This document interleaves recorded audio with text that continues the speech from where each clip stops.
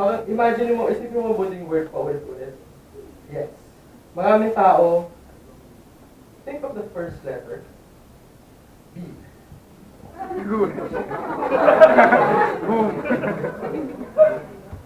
Para tama ako. Think of the last letter. N.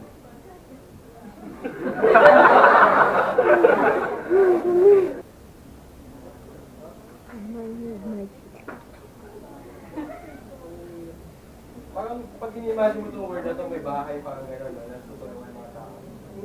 For the first time, loud and clear. What is your word? Oh!